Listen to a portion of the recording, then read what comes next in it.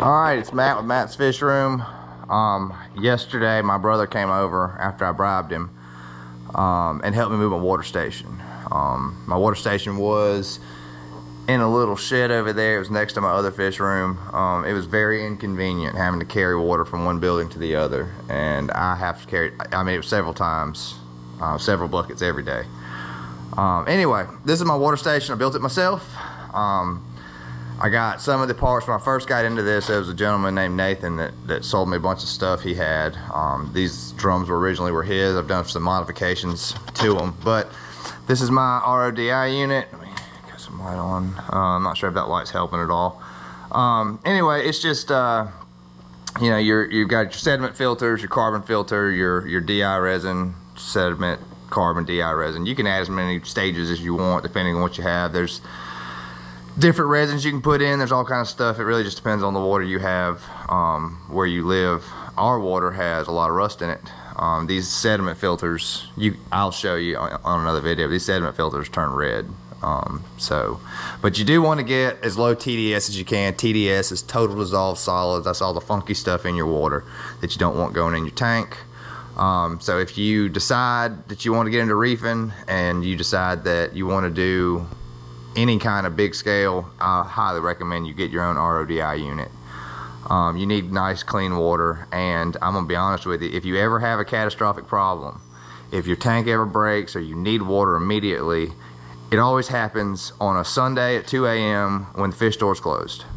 So having your own water station is important. But anyway, back to this. So the water comes in through here, funnels through these. Here's my water from right here, goes down. That channels into this, which does the same process all over again, but also goes through a membrane. Then that water comes out into this bucket here. This right here is my wastewater. It's just going down a drain outside for right now. I do have to do a little modification of that because the other room is set up much different. It's been running all night because I desperately needed water. So the fresh water goes here. It actually, once this one fills up, it starts to separate into this one. I can fill it from the bottom if I want to, but I put this little thing in because I kept flooding my fish room. So there's that. There is a freshwater spigot down there for manual. There's the cutoff between the two tanks. There's the cutoffs at the bottom of the tanks. There are bulkheads in the bottom of these drums. It goes down into this pump, which actually came off of a beer brewery kind of thing. Fresh water comes out of here if you want to pump it into buckets. If for some reason your power's out and you need water, though, I do have a manual thing, and the only way that I figured to do that was because we lost power and I couldn't get water. So then when I mix my salt up, I'll turn the valve on, I'll cut that off, I'll turn this valve on, the water will empty into this bin here. This beautiful motor right here will then turn on, mixing up the salt in my bin beautifully. That is one downside to these bins, is there's a lot of sediment and stuff down at the bottom, but that's coming out of the salt. Honestly, I think it's sand that's in the salt. It's also calciums and all that other stuff. But so this is my water station. I'll kind of give you an example because right now I need to make salt water really bad. So I will flip on that pump, open up this valve, and we have a leak. Ladies and gentlemen, we have a leak. Okay, we are going to come back to this. Give me a moment. All right, and we're back. As you can see, I just hooked it up yesterday. I have not done a leak test yet, and we did have a leak. So let's try this again. Flip our pump at the bottom on. Looks like our leak is good to go. Whenever you're building any kind of unit like this or any kind of bigger unit, think about having to take it apart.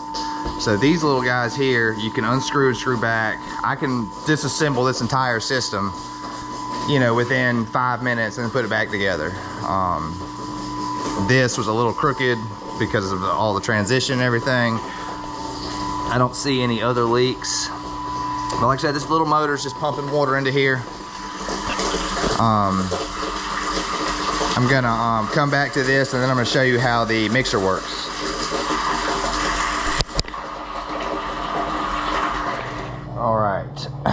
I'm back. I don't have quite 55 gallons in there. I do have my mark. It just needs to make more water. But the mixing station is right here. So here's how this goes. These little buckets here have exactly 55 gallons worth of salt in them. So I usually do it in 2 stages. But you will flip on this big motor, which, as you can see, is great. And then you just start dropping in your salt.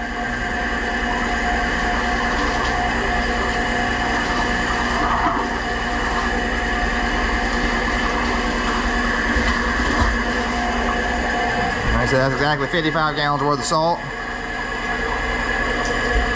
So I'll just let that mix for 30 minutes. And then it'll flow for a little while just with the other pump. This water station does circulate 24 hours a day. That's just to keep bugs out. But that is how I make my salt water. This drum came off of a job we got, and I wired it up different with the pump. This I put together from some pieces and parts. I got some stuff from a gentleman named Nathan a long time ago. Now it's getting serious. But like I said, I can make 110 gallons of salt water in about 30 minutes. So with a scale that I've got currently, that is very important. Anyway, this is Matt with Matt's Fish Room. This is my water station. If you have any thoughts or questions about doing a water station, just send me a message, like my page, subscribe.